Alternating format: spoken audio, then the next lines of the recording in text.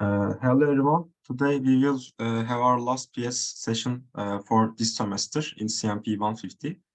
We have 3 questions today, and one of the first 2 of them are about some data analysis cases. We will use some dictionary and list concepts here. And at our last question and third question, we have a pattern drawing question, and we will use some loops to obtain the desired pattern. So let me begin with the first question. This is a data analysis question about the border crossing and entries to United States via US, Canada and US, Mexico borders. We have a long data, and there are approximately 2000 data lines here in the CSV file. The CSV file is separated by commas, so we can split the lines by commas. It is easy to understand and easy to analyze. So we are given a CSV file which contains border crossing data for these borders, and the CSV file's format is given in the question. And to obtain this satisfactory output, we should write a program that includes nested dictionary and these structures. And suggested dictionary format is given below in the question here on the right hand side on my screen. So we should give 3 inputs: the year, the border, and the border crossing method. So for example, 2021 US Mexico border, and trucks or trains or buses, etc. So we should give these 3 inputs, and the output should be the sum of the total number of people who have crossed the border in this given year and using this given method. So, for example, if I give the year as 2021, border is US Mexico, and the crossing method is pedestrians. So we should gain the total number of people who have crossed the border in the year of 2021 by walking. So we have used pedestrians, and the border should be the US-Mexico border. So let me begin with opening the file first of all, with open border crossing entry.csv as f. So I should take the data in a list first of all. So I am naming my list as D. So D L rstrip. So this rstrip helps me to separate lines. Dot split, comma. So this helps me to separate the items in these lines by commas for L in F. So I will print this list to show you the structure, basically. There is a long list, but as you can see, it gives me the first line, for example, here, as separated items. As you can see, Detroit, Michigan, 3801, etc. It goes on like that.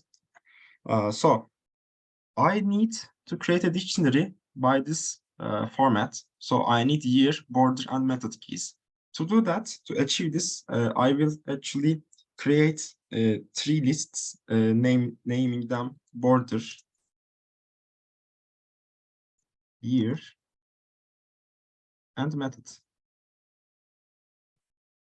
So these lists will take the unique methods, unique borders, and unique years. So what I mean by unique, so there are 2000, approximately 2000 lines of data here, but I need only US, Canada, and US, Mexico items in this border list. So I need the unique ones. I don't need the 2000 US, Canada, US, Mexico, US, Canada, US, Mexico, etc. I only need 2 of the unique ones.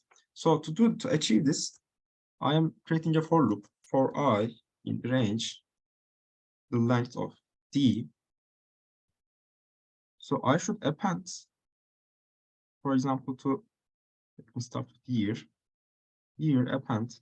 So as you can see, year is on the 4th index here. Detroit is 0, Michigan, the state is 1, 2, 3, and 4. here we have the date, here we have the year. So data append d I for the ith line. I need the fourth index if this one, this year, is not in year list, else do nothing. So let me repeat this for other two lists also. So we have, for example, border here, and border is on the third index. So I'm changing for by 3 and year by border. And here we have method. It is on the fifth index, for example, 3 US Canada border for 2021, and trains is the method. It is located on the fifth index.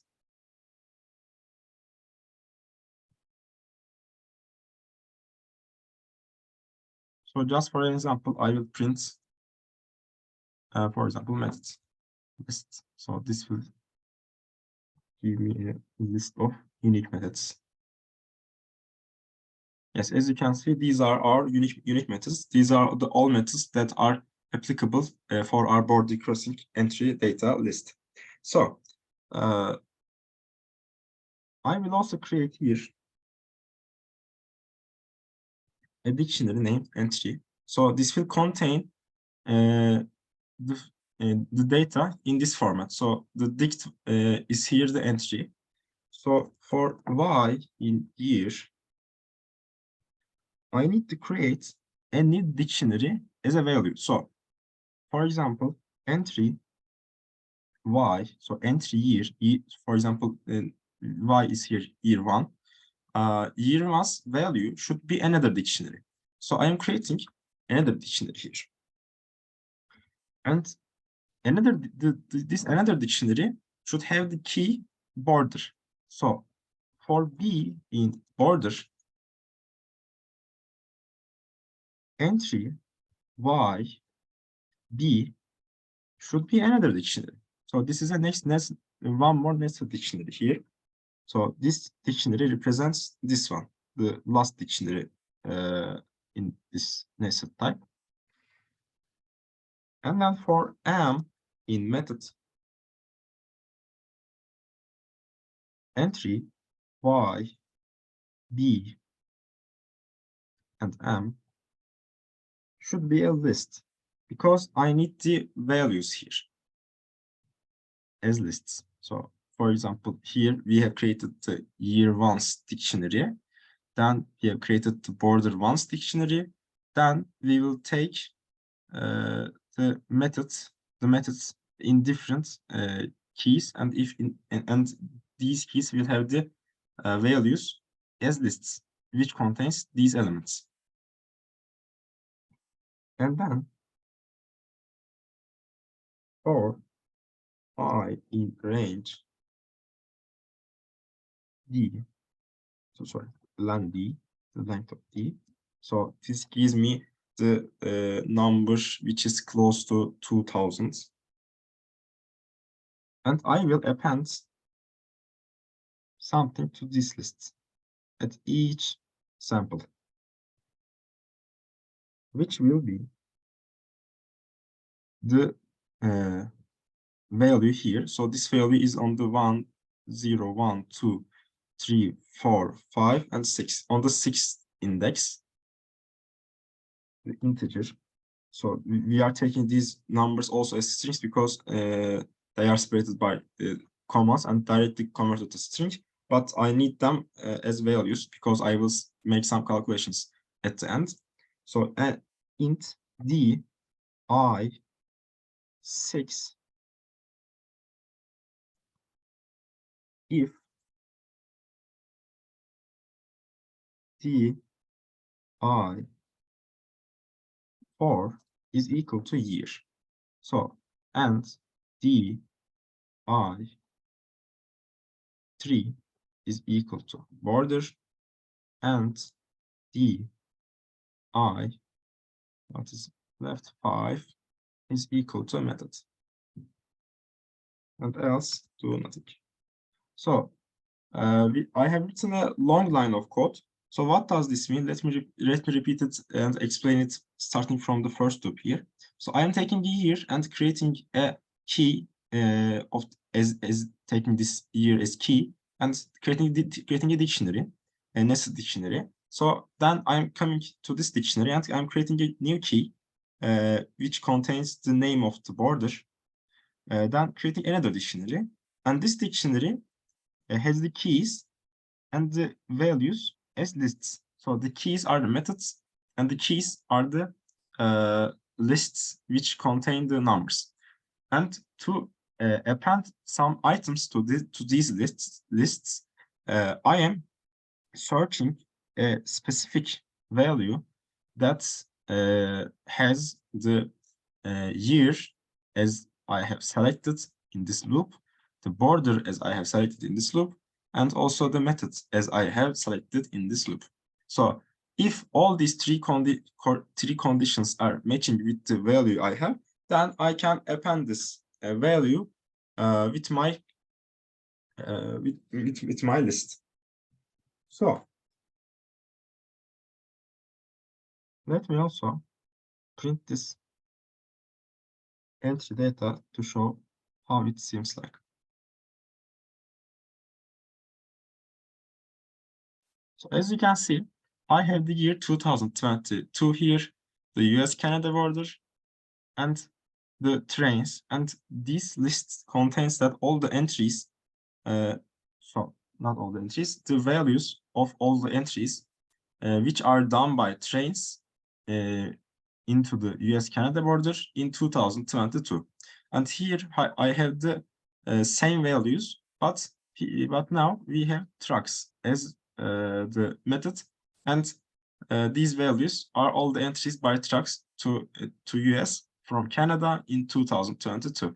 And so I can continue by applying some numerical operations. So I will take three inputs as I have mentioned before. Let me name them year request,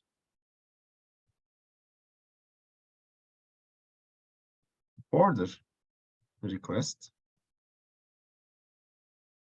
and also method request.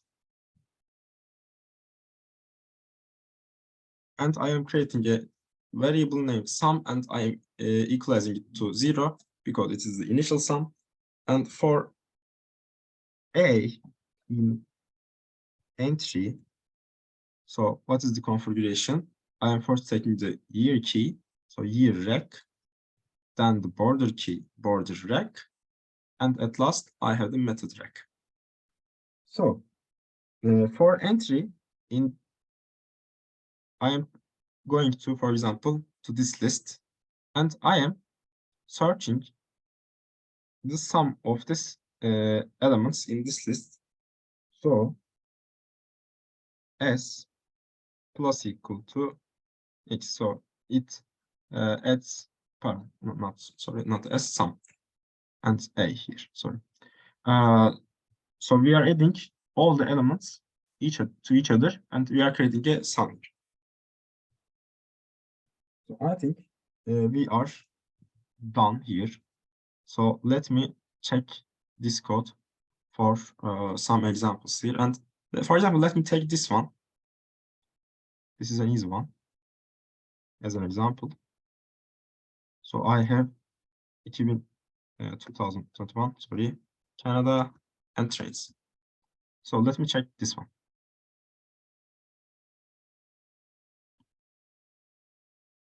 I am typing 2021, not sorry, 2022, as the in the US Canada border, and our method is trains. Sorry. Okay, I have forgotten the print here. Let me try again. Sorry for that. Yes, as you can see, this should give the sum of all these elements. So if we add all these elements by each other, then we have the 839.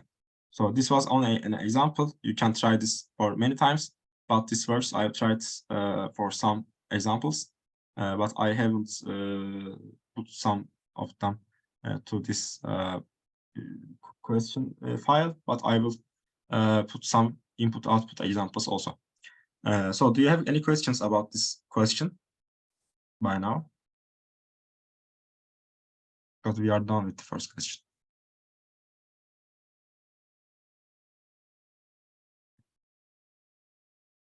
Okay, then I can continue with the second question. Leave this one and copy this one out. Okay. So we have a grade analysis question right now. And we are given a text file which contains some students' grades in different subjects. And the text file format is given in the question. So we have first the class, and all the file is separated by commas. And then comes the subject, and then comes the grades of all the students in this class. So for example, I have only 2 lines here to be more basic and applicable. So in the grades text file, we have the 11A. So the notes of math is located here, and then comes chem for chemistry, and the students' notes for the chemistry class in 11A is located here. So we will analyze this data to calculate the average or the median of students' grades in a given subject and in a given class. So for example, we will give 11B chem average, and we should take the average of these 5 numbers. And for example, 11B median, math median, we need the median of this list of numbers. So let me begin by, first of all, open the file. Great text, and I will open it as file again. So our data is L rstrip split. I'm just applying the same, exactly the same thing which I have applied on the previous file, because it was also separated by lines, and also it is splitted by commas for L in F. So let me show the configuration. As you can see, I have nested lists here. The first element is a list, and this element contains the items as separate elements. So, first of all, as I have applied in the first question, I need to define my keys, because I will also use a dictionary in this question. So my keys are the classes. So I am naming them as class, but class is type in Python, so I can write group. So group is defined as a list which comes from di 0, because it stands on the 0th index at every element here, for I in range len d. So let me print it to show you what I gain. I should gain 11A and 11B. And as you can see, I have the desired elements. So this takes the 0th index of the line list at every line. And then we have the groups as a list. So then I'm creating a dictionary named data. And this data dictionary will be useful for me to create some key value configurations. So first of all, I should create the subject and grade lists separately, as I have done also in the previous question. So to do that, for I in range group, length of group, len group, I need to create an empty list of subjects and empty list of grades. So I need to understand that I will have some numeric values and some words in our further list of data. So I will exclude this one. So I will start the iteration with the first index. And if I see a numeric value, then I should append this value to the grades. And if I see a non-numeric value like math or chem, I should append this to subjects. So to do that, I will create a for loop again for j in range, starting from 1, len d I.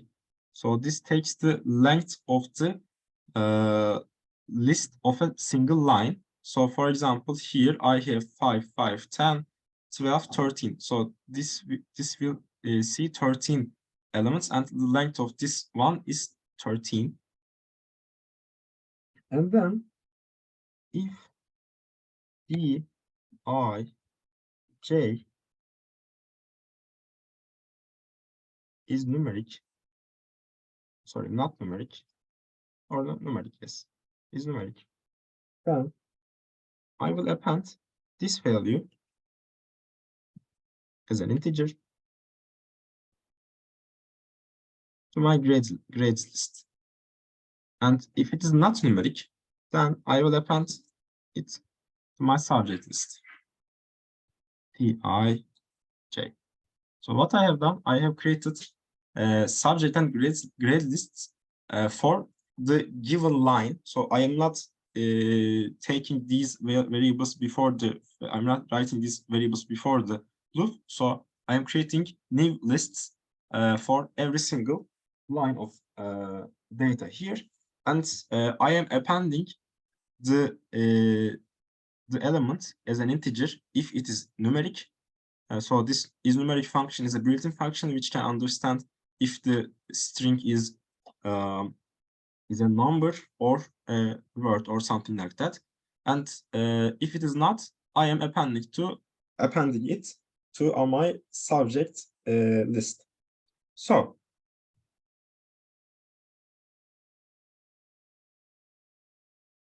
I will also need the number of students, because number of students will give me also a basis for my calculations. So I am writing student is the length of grades here. And my data group I. So group I means that I have created a dictionary data, and group I is its key, and then it will be a blank dictionary again. So for subject in subjects, my data group I subject will be equal to grades stat len subject. So what's subjects? Sorry, students here. Okay, so I've written this, but I will explain the logic behind it right now. So what I have done, I have created a blank dictionary here as for the data, and then I have grouped my data for classes, and group I, for example, here, for example, I am taking 0 from this loop as I. So group I is 11A right now. So I am creating another dictionary which has the key 11A, and then I am taking the subjects here, and 11A's dictionary should have a key of subject, for example, chem or math, and the grades should be start from the 0th index and at at the number of students divided by the length of subjects. And to create a recursion here, I will delete grades, this object here, to make this operation recursible and to take every data by every operation. So, for example, if I take the data for mathematics class, I will delete these elements from my grades list, and then the last elements will be these ones for the chemistry class, and it will go on like that. If I have more classes, then it will be also applicable for my list. So I will take the input on a single line. So group rec, and name them group rec, subject rec, and also the operation, so the average or median operation. Inputs. And by calling the operation, I haven't done something also. This is the average and median methods. So to do that, I will write two functions: get median from a list, and also get average again from a list. So average is more basic. I will start with that. So first of all, I should convert my data to integers, because data is read by strings and I don't want to compute something with strings. It will be stupid mathematically. To do that, I am converting them to integers, just like that. And the total, or the sum, is equal to, the initial sum is equal to 0. And for A in list, the total should be incremented by A. So sum should be incremented by A. And I should return the sum divided by the length of list as the average. So what I have done, I have used the parameter list, and I have called a list here. I have turned its elements to integers, and the initial sum is 0. And I added a to the sum at each step for each element, and then I returned the sum divided by the length of list, which is the definition of average. So median is another statistical tool which is also really important for us, and I'm creating by defining the list just like integers again, like that. And I need to sort them because median gives the elements of a list or sequence, which is located right in the middle of this sequence, but this sequence should be sorted.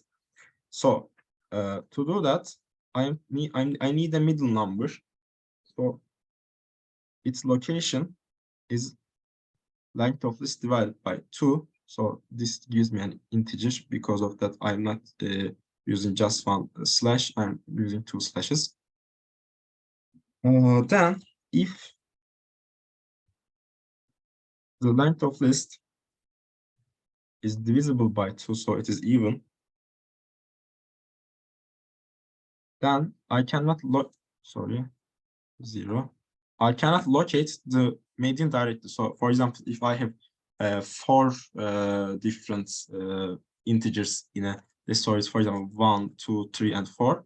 So I cannot see a value here, but the median is 2.5 because the median is defined for even number sequences as the average of these two elements on the middle. But if I had 5 also here, then 3 is our median, but I don't have it, then 2.5 is our median in this sequence.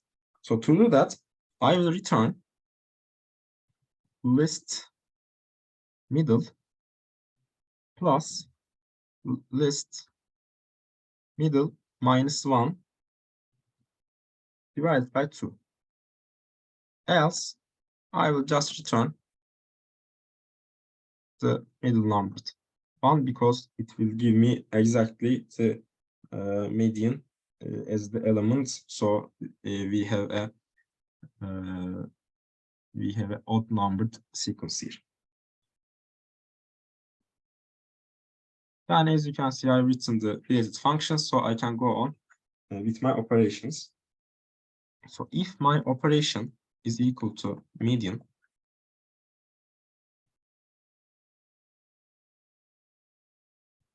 then I should print the get median.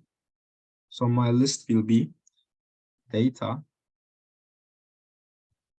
group request, then subject request, and this will be my list.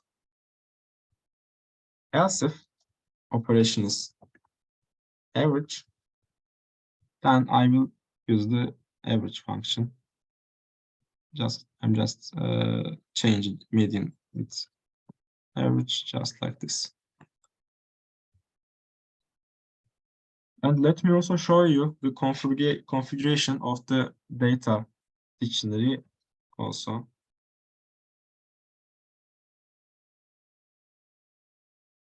I'll just delete this one for a while. So as you can see, I have a nested dictionary concept again. 11 is our first key. Then comes a dictionary. In this dictionary, we have two keys, met and chem. And these keys have the values as lists of the grades of related students. So now I can test my code. So here it should not print this one. I can terminate it. Okay, let it run again. 11b chem should give me at 3.0. And as you can see, it is completed successfully. Let me try the other one for median, and it gives me the correct and desired output again. So we are done also with this question. Do you have any questions about this one, this example?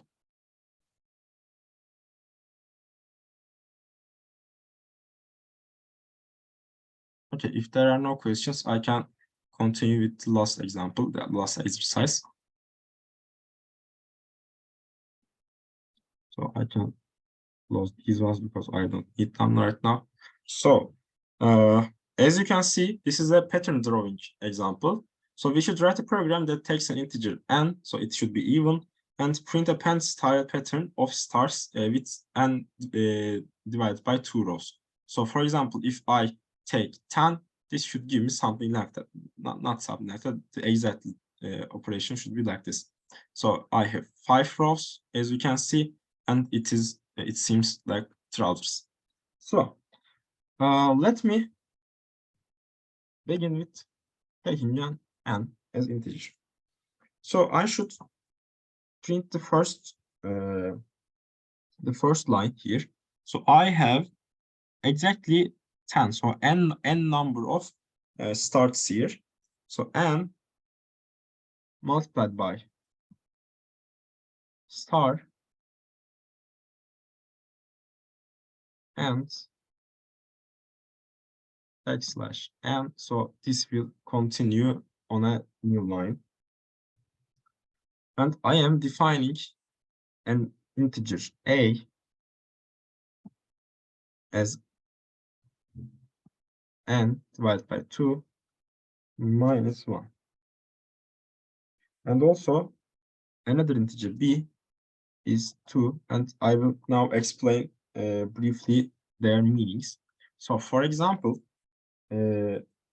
I have the number 10 here. 10 divided by 2 is equal to 5, and minus 1 is equal to 4. So it will explain that I will print 4 stars here, then I will leave 2 blanks as I have defined it on B, then I will print another 4 stars, and then it should continue on a new line. And it will be recursive, so I need to decrease the number of A by 1 also, because I need to print 3 right now. And there are 4 blanks here. So to do that, I need to increment the value of B by 2 at every step. So to do that, I will use while loops.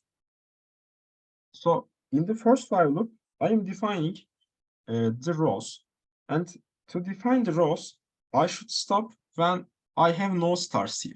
So when A is equal to 0, then this should stop. So this should operate when A is not equal to 0, first of all. So now I can print, not print, I can write another while loop to make sure how I can go further with my printing status. So how can I print these ones here? So before defining a loop, I'm just writing how can I print them. So initially I should print A times stars and no gaps. Then I should print.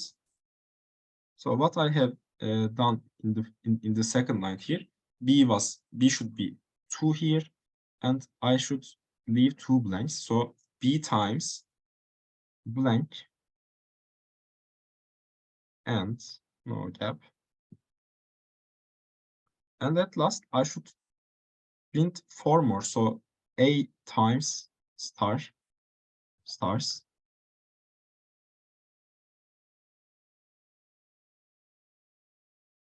And then this should continue on a new line.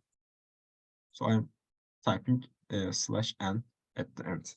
So to do that, I should write here another while loop, and I'm writing it as while j is smaller or equal to n minus 2. So what this means, let me briefly explain it. Okay, sorry, B. This is B. So let me briefly explain it. So B is initially 2 here, so I'm leaving 2 gaps. So then I am continuing until I have this barrier. So what must y? And it is 10 here. So if it is equal to 8, then I can give 8 gaps as the final value. But if B is equal to 10, so it exceeds this number, so we have an excess situation here, and this while cannot continue. So the main reason behind this fact is that I have no stars left behind, so I don't need to operate this loop. So because of that, I should stop when I have n minus 2. So here 10 minus 2 is equal to 8. So when I have 8 as the value of B, I should print this one, I should operate this loop, and then I should stop operating it. So as I have mentioned before, A should be decremented by 1 at each step. So to do that, A minus equal 1, and B should be incremented by 2, as you can see. So for example, I have 2, 4, 6, and 8 gaps here. So B should be incremented by 2 at each step.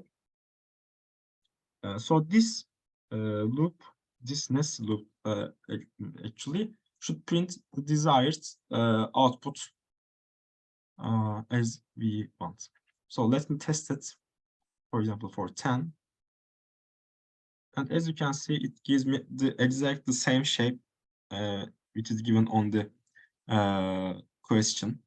So let me try for 8. So there are 4 lines. And for example, here our initial A is 8 divided by 2 is equal to 4, minus 1 is equal to 3. Our first A is 3, and then it operates like that. it continues like the example. So I have done this by this method, but there are also some other methods to be applicable with for loops, or maybe some more shorter ways of it. But this was the most basic way to show you the logic behind it. So I think that we are done with all of our questions. So if you have any questions, please do not hesitate to ask it to me right now. It's a better way than email. Or you can leave the session if you want, if you have no questions.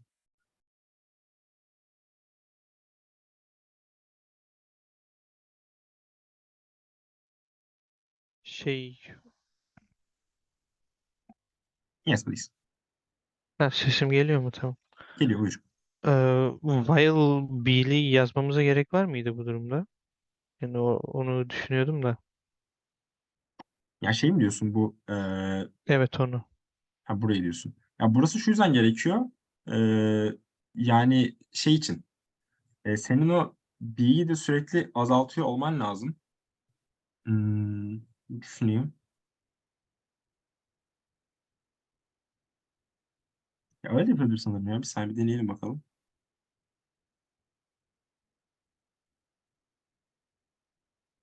Aynı mantığa geliyor olması lazım. Mantıken evet.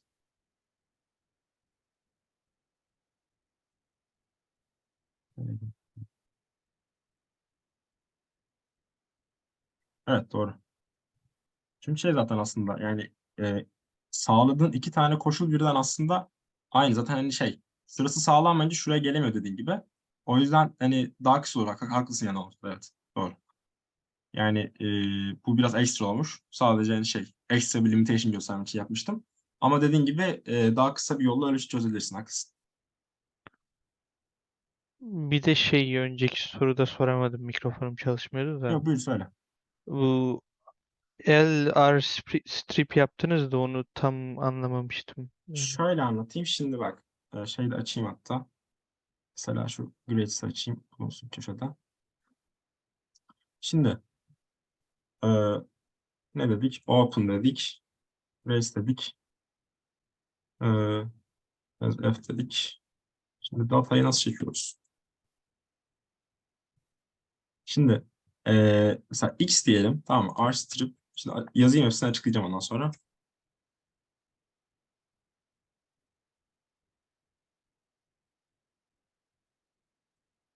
Şimdi şöyle düşün. X left dediğinde zaten Python bunu direkt şey algılıyor. Yani e, boşluklu elementler olarak algılıyor. Hani şey gibi. Şöyle düşün. Şurası slash n gibi algılıyor mesela. Hani böyle düz bir şey gibi algılıyor. O line'ları tam algılamıyor. Biz bunu şey yapmak için, sağlamak için şimdi xstat rstrip ile önce ben bu bütün haliyle olan elemanı line ayırıyorum. Sonra bu line ayırdığım şey mesela x rstrip dediğinde mesela ilk başta şunu ayırdık diyelim. Taradığım kısmı. Ondan sonra bunu kendi elemanlara ayırmam lazım. Onun için split function'ı kullanıyorum. Yani rstrip'in temel mantığı sadece hani senin bu enter basmanı Python direkt algılamıyor. O yüzden onu çevirmek için kullandığımız bir metot. tamam, teşekkürler. Rica ederim.